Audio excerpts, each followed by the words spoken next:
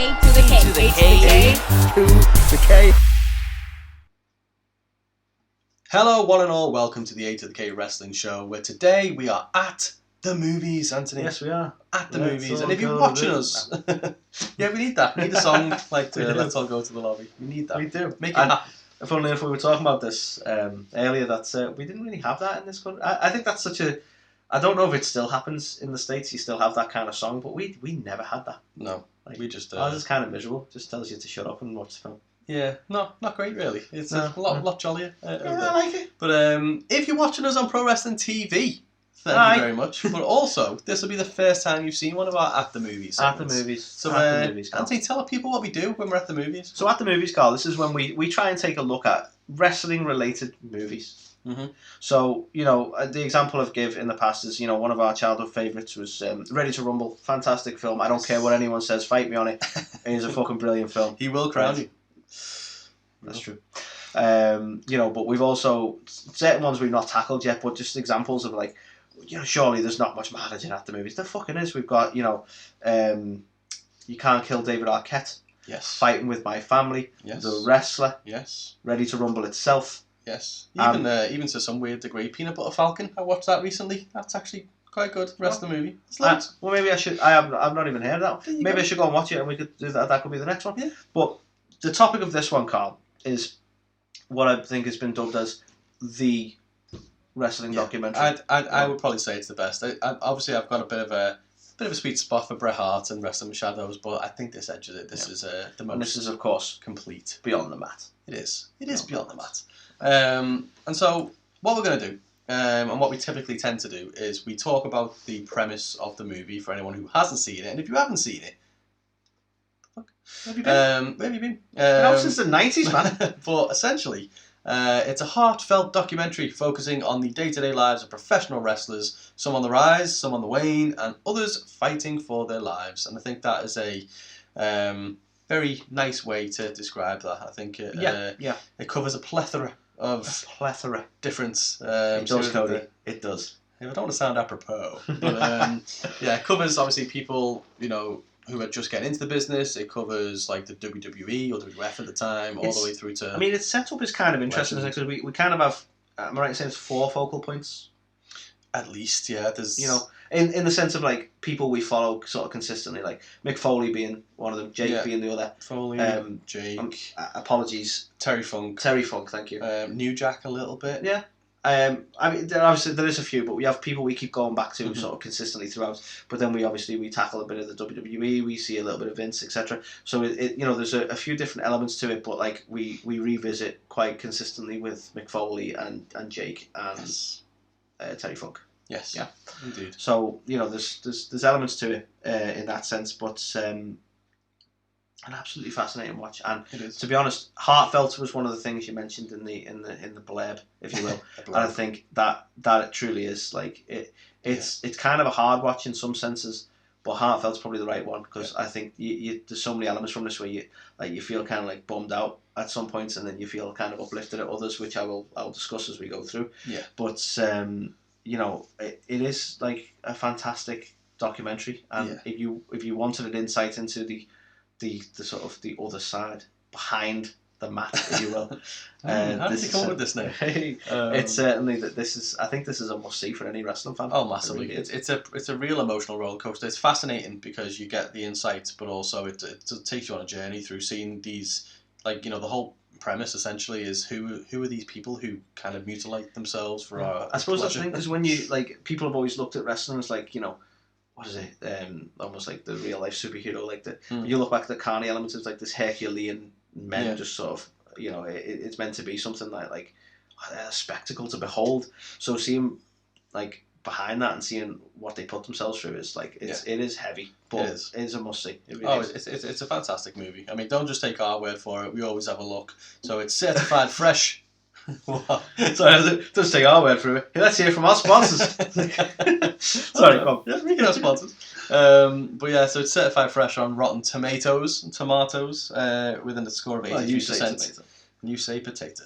And it's got a 7.6 on IMDb, so pretty critically acclaimed. Yeah. And bear in mind, this came out in 1999. Yes, And so we're a long looking time at the ago. current scores. Yes. So this is held up as well. This is held up for some time. It certainly as a has. fucking good And documentary. I think as well, so you lambasted the audience a moment ago, Anthony. You just call me. You heard. You lambasted. You lambasted the audience a minute ago around how did I seen this? It came out in 1999. Let's talk about when you first saw this film. Thanks, Carl. No, I'll be honest. This is one that I don't want to say I never knew about it. I just never got to it. You know, one of them things, like, people always have this kind of gap in their movie years. You know when you meet people and it's like, you've never seen Die Hard? And it feels like something that you must have seen it. Like, and this is one of them things for me. Like, if you're a wrestling fan and most people go, you've seen Beyond the Mat, right? It's like, I hadn't. Yeah. Like, I watched this last year. Mad. Like, and this has come from like a spate of, probably come from the fact that we did this show, we did this podcast, and the fact that we were in a pandemic. So you had a bit more free time. Yes. But I was watching a lot of wrestling related stuff. So not just watching the regular shows. I was like Fighting With My Family was like fucking awesome modern wrestling film based on like a UK sort of legend in Saraya. Yeah. And then I watched that through Netflix, and it's like, oh, more like this. You know, you're not looking for that. You end up watching like The Wrestler. The rabbit hole. Exactly, and then Beyond the Mat was one of those options, and I mentioned it to you, and you were like, "You've got to watch it." And I think you were like, "It's free on YouTube. You should have watched it already anyway." Yeah. I'm like, "All right, I'm sorry," but I watched it very recently last year. But I know that you're, again, like everything in wrestling, you probably cottoned onto it more than I did, or sooner than I did, and you're like, "This fantastic thing that we love, you've been watching a lot longer than I have," and I think the same goes for this documentary. So when did you first watch this, Carl? So, I mean, obviously, anyone who doesn't know, I've been kind of obsessed with wrestling since I was about 4 years old. And this came out in 99 when I was like 11. And so I saw it in my local supermarket and was like, I need to watch this film. So I remember bugging my dad saying, can we have this? Can we have this? And he was like, no. And I always remember the cover. It was a different cover over here in the UK than it was in America, because it was like a black... It was on a VHS, because I'm old. It was a black VHS with red writing, blood splatters. Who are watching who don't know what a VHS is. I'm a kid, of course. Yeah, I mean, there might be. But it looked just really intense and kind of visually striking. And I'll never forget, it had on the top of it, it was the movie Vince McMahon doesn't want you to see. And I was like, wait, your dad was Vince McMahon? Apparently so, yeah, the bastard. But yeah, after weeks and weeks and weeks of kind of pestering and stuff like that, we finally managed to get it. So I watched this movie when I was about 11 years old, brought it home, and I probably watched it about 50 times. Nice. I went through this phase when I was around about 11 where I couldn't get enough of trying to understand the business and how it all works. So this was like the icing on the cake. I'd looked at, like, you know, Pro Wrestling for Idiots books and, like, you know, behind the scenes stuff. There was that show on Channel 5, the Pro Wrestling Exposed, that was narrated by the cat from Sabrina. Naturally. I think they probably put his name in the credits. Yeah, he was the cat from Sabrina. Nick, the cat from Sabrina Baker. But yeah, so I was very much into trying to understand the inner workings, and this movie was just mind-blowing to me to see at all levels. Because obviously everybody watched WWF at the time, and it was like to see what it's like on the independent level, how you get into, you know, because I'm a stupid 11-year-old kid. I think I'm going to be a wrestler one day, you know. And yeah, it was closer than I ever did. I did some training, but it was never. I remember that. Like, this is the funny thing. This came out in '99, and was still popular. Like, when we were in high school, which was around '99, and wrestling was at a fever pitch. Everyone fucking loved wrestling, and you and I were utterly convinced we're gonna grow up. We're gonna get into the WWE. We're gonna be fucking huge, because, you know, naturally realistic goals. And now we have a wrestling related TV show, so that's pretty cool. We got pretty close. Closer than many. You know, but like, this was an inside look at a time when to be fair, we probably couldn't appreciate what it was showing us in some levels. I mean, like, for you, how do you feel about it compared to, like, do you feel you appreciate it more now as an adult as well? Like, because you obviously watched it back, but, like, I imagine through the eyes of a teen, it's a different experience in some senses. Yeah, you know? I don't think I grasped the kind of serious undertones of a lot of the stories of, like, you know, for example, Jake's relationship with his father and his daughter, and things like that. So I think from an emotional level, I never really got there in the same way as I do now as an adult. But I think it's always kind of it's so whimsical to me, of like I just think it was so well crafted as a way to see wrestling from start to finish. Do you know what I mean? But what were your kind of like? How did it hold up today? Obviously, what I find like for me, it really changed my perspective on some people. And I'm not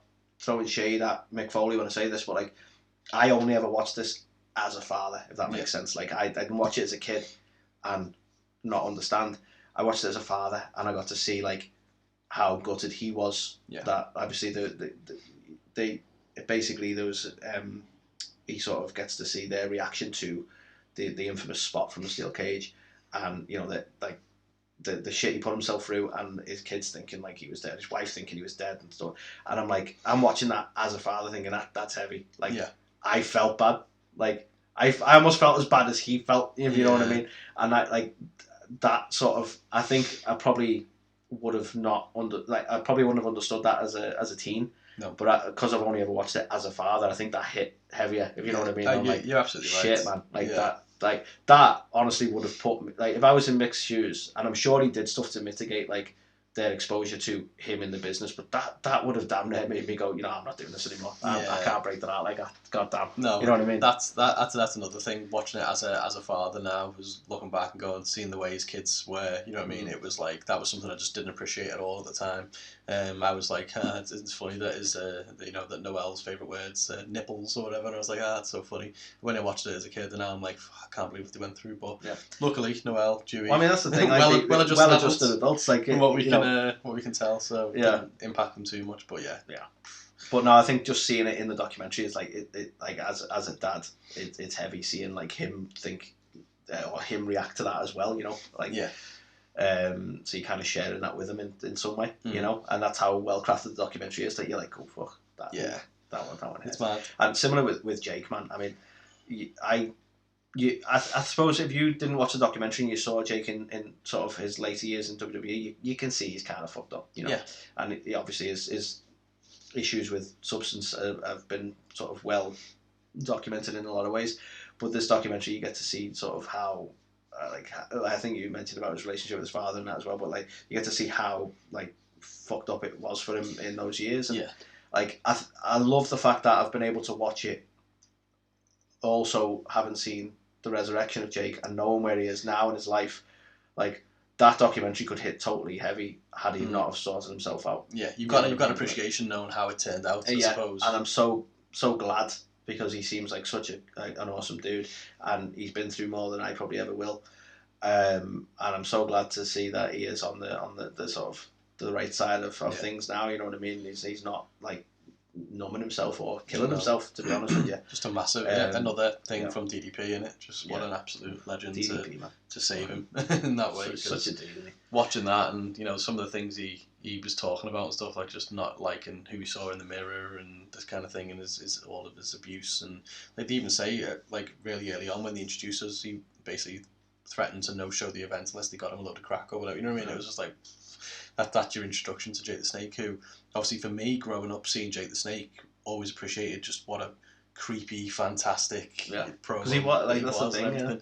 So it was obviously hard to see that, but you just don't appreciate anything that, like what he's talking about, like his you know, his like how he was born and like all the stuff around his family and all that. It's just like, oh, it's so, no one should ever have to have a life like that, you know. So that's the thing. But I suppose that they're like some of the, I'm not saying negatives, but there's some of the things where it was like, that's heavy. This is what I got from it. What was there any like? I feel bad saying this now because obviously he's passed away. Bless him. But there was a guy in the I can't, his name is blanking. Stamp. Yeah, what's his first name? Ted Stamp, was it?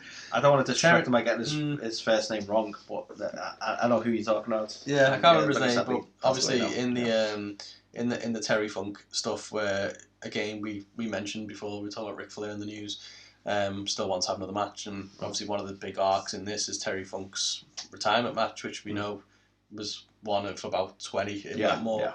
And there was a guy there who was just he ended up becoming a meme just from the way he was portrayed, about saying he's not booked and how he has to still stay in shape and he's working out on the trampoline and stuff. So there's things like that which was somewhat amusing at the time. But I think for me, one of the as being such a massive WWE fan, to see the inner workings of the WWE and behind the scenes, and just see in situ, like, you know, Triple H there, like on the monitor watching a match, and The Rock and Mankind talking through a match together, and Vince McMahon going, "This is how." It was just an insight I never thought I would get on the business to actually see, and I don't know how much of it was like put on for show or, you know, anything like that. But I mean, at the time, I was thing, like, I think another person who I got a slightly different opinion on from watching it, and this might be one that isn't sort of well favoured because of the recent controversies, but like, I was surprised at Vince McMahon in this. And I'm well aware that he knew there was a camera pointing at him. So you saw the Vince that he wanted you to see. I'm well aware of that. Mm-hmm. But at the same time, what I think was true about him, and what I think was endearing, was the bits they showed you of Vince when he's sort of when he's speaking with Droz and stuff like that.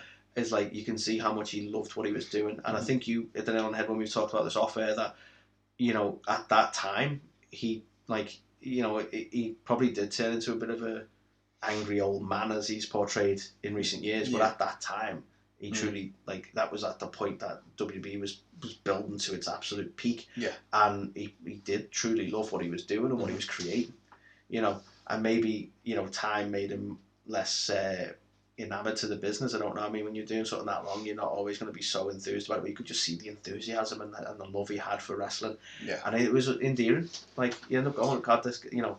Well, that's it. Like, I think it's hard as well, obviously, with like releases and things like that, and people kind of build up this narrative of what Vince McMahon is today and all this kind of stuff. But you could clearly see in that documentary, you know, as you said, he loved what he did. He was fully invested in all the characters and his vision. Make movies. It's just stuff like that. Like, he still comes across. He's such a unique individual, isn't he? It's the best way to think of him. Do you know what I mean? Yeah. But it's like they even say, like, what billionaire CEO do you know that, you know, does stuff like this, and it's like, you know, going through tables and shit. But I loved seeing that inner working of the WWF at the time, and I loved the stark contrast between the WWF and ECW. And obviously Paul Heyman, we now know everything about Paul and how amazing he is and stuff like that. To see him in his mum's basement, and that they're doing these bloody promo videos, isn't it? And, you know, and he's putting on the very first pay-per-view and everything. It's just, it's mad to see, because that shows you, though,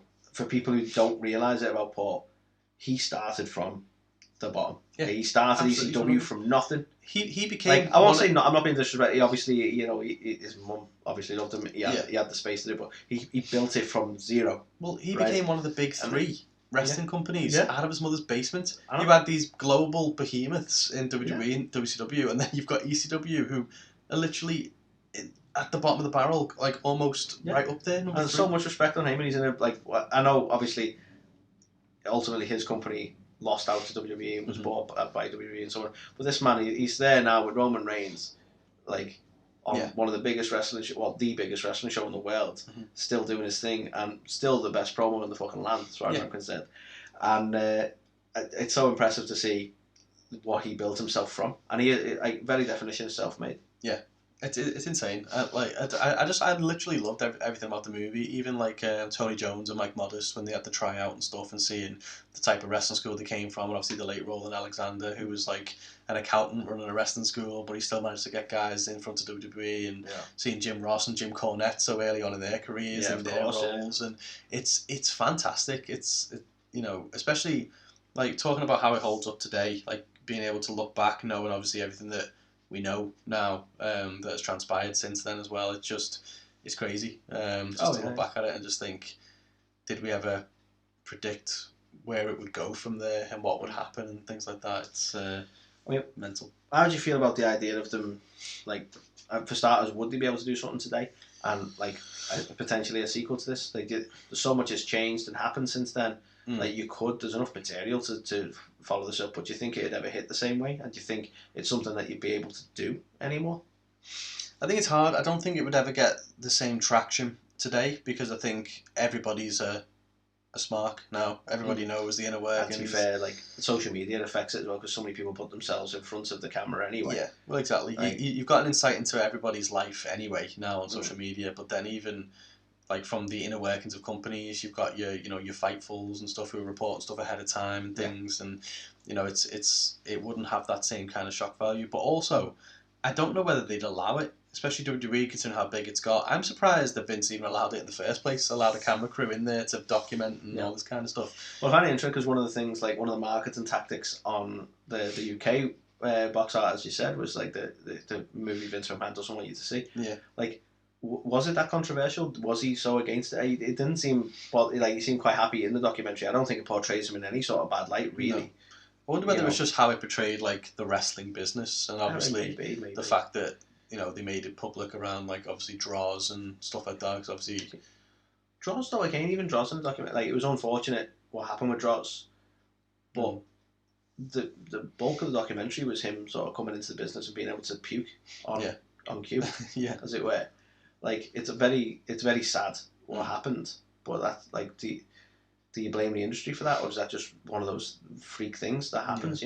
I would be fascinated to know what problems Vince had with it. I mean, I believe I've read somewhere that Mick wasn't massively happy with it either, so I'd love to understand exactly what the qualms they had. I mean, I'm speculating. I wonder if, personally, I think Mick's issue with it might be that it holds up a little bit of a mirror.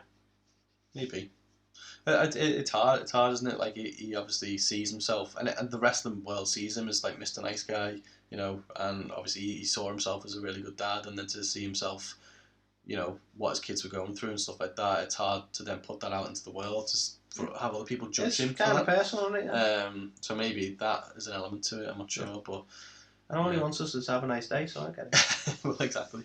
But no, I do think some of the elements that Mick might be against it on is just the fact that it kind of holds up a mirror to Mick Foley as a person, not a character. Yeah. And Vince's, I don't know whether it's like say from a business point of view, it's not good for business. It might have been as simple as that. I don't know. Yeah, it's a strange one. I'd be fascinated to understand it, if I'm honest, but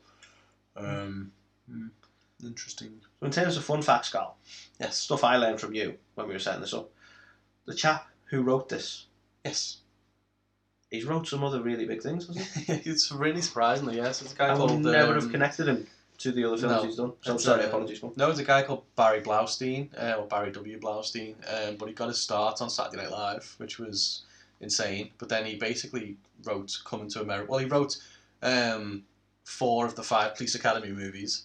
So he wrote this number 2 to number 5. He then went on to write Coming to America and basically worked really extensively with Eddie Murphy on. Well, he also, as recently as writing Coming to America. Well, exactly. He wrote the sequel as well. So he's trying to emphasise the 2, so you know it's the sequel. Coming to America.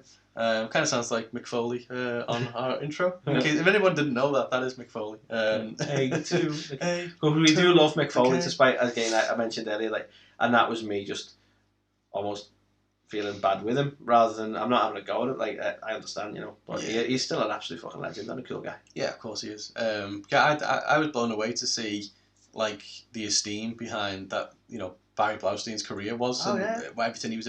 He even he directed The Ringer, which is fascinating because obviously Johnny Knoxville's got connotations with WWE as well. Yeah. So it's like that. That's interesting, but crazy. Underrated film that as well. Just FYI. Yeah. But yeah, I mean, fascinating dude. Yes, indeed. Yeah, love to speak to him. Indeed. But yeah, I just wanted to get those fun facts. Just blew my mind. I would never have connected him with the Eddie Murphy films. No, it's mad, isn't it? You think it would just clearly he's had a passion for wrestling and decided to make his own film. I love people. I love how passion. That's awesome. Turned out. So amazing. But another thing as well, just before we kind of wrap up, we mentioned other wrestling movies and obviously The Wrestler. Now, I'm also fascinated whether obviously anyone watching this or listening to this made the same connection. But for me, a lot of what Mickey Rourke's character goes through in the film is very much Jake, especially the relationship he's got with his daughter, stuff like that. So I've got to wonder whether Darren Aronofsky saw this and went, I'm going to... You've got to think so, haven't you? Like, you've got to think he's took some poetic license from the story told here, But yeah, that's another one that's fascinating, to say the least. Fascinating indeed. Have we mentioned beers? We don't mention beers yet. I can't believe we're not mentioning beers. I'm normally more seamless than this. You drinking beers? I'm drinking beers. Well, I've nearly drunk my beers. So, obviously, our partner's Top Rope. Top Rope. Over there. Says it on here.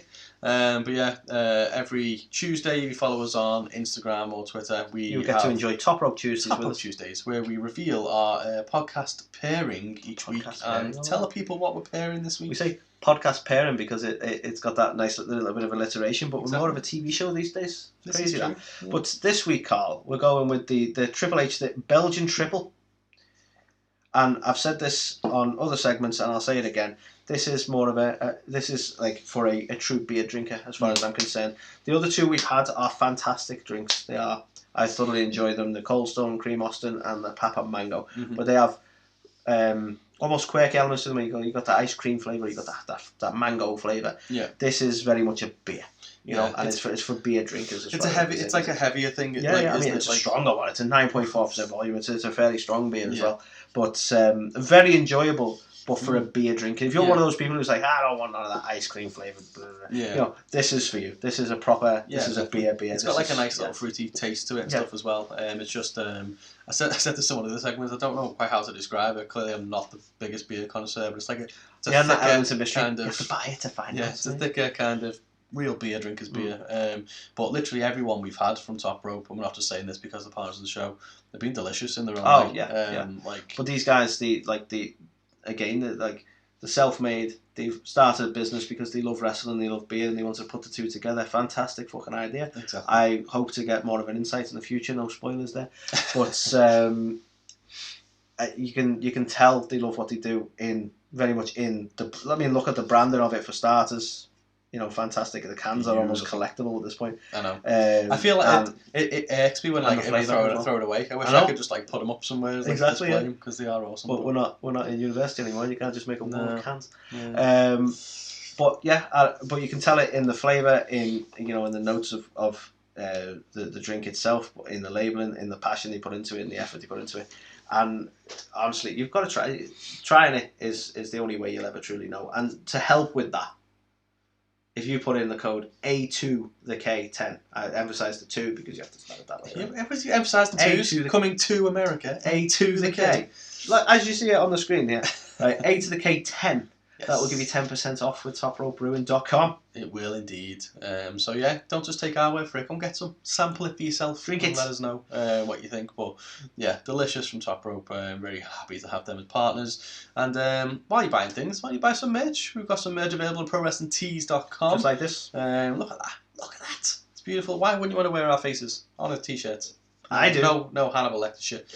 But yeah, so if you're watching us on Pro Wrestling TV, thank you. We are honoured to be such an awesome Indeed. Wrestling network, if you will. So if you're not, go and check them out. They've got an app which you can download for free. You can watch wrestling 24/7. 24/7 wrestling content featured in the likes of AAA, featured in the likes of TNT, featured in the likes of Women's Wrestling Army. Yeah, Women's Wrestling Army. Control Your Narrative. We've got loads going on there. Other talk shows as well. Some of them I was trying to remember off the top of my head there, and I struggled. Apologies. But there's that much content on there. I'm struggling to remember it all. That's the thing, and it's just one to check out. And obviously we're on there, so Yeah, exactly. So yeah, another fun-filled show this week. Made up once again to be on Pro Wrestling TV. So if you're not checking us out there, go and check us out there now, and we'll see you next week. Indeed.